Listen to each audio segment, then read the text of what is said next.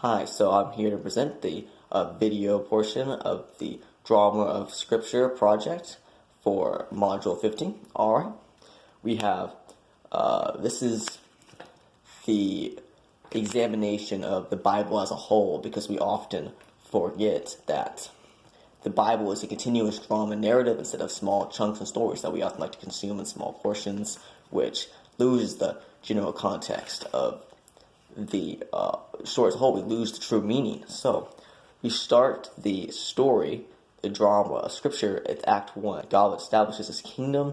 It takes place in Genesis, where God creates His masterpiece, His creation before the fall. Everything is perfect and beautiful, and man is in there living in harmony with God. And then now we have Act 2, the rebellion, the kingdom fall. So this is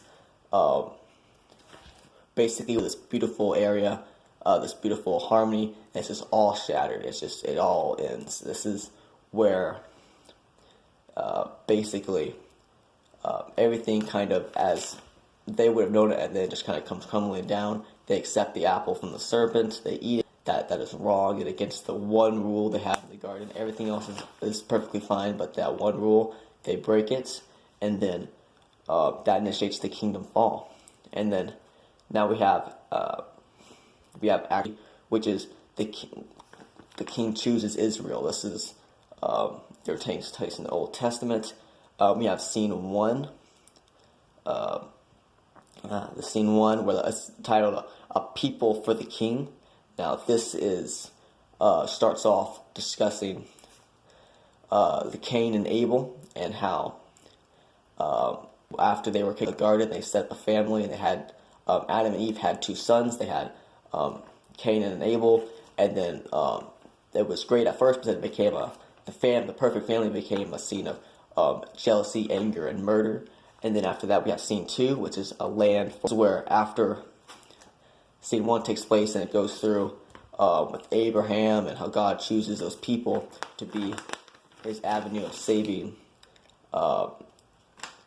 His people and saving those He's going to save before Judgment Day in Act 6. So we have just judgment. We have land for His people. That's the land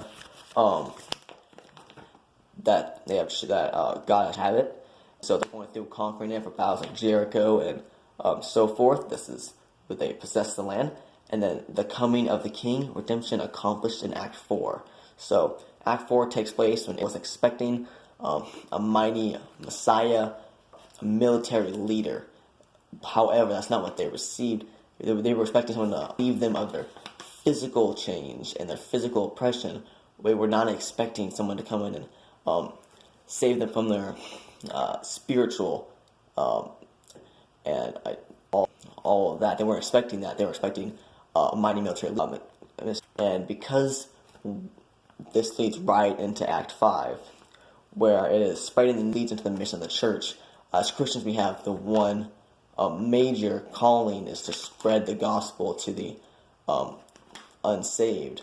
This is our main thing. We have other objectives to grow and to grow in our following with God and Jesus, and to grow as Christians. However, this is the main objective while we are on earth, is to save others and to bring them in with us.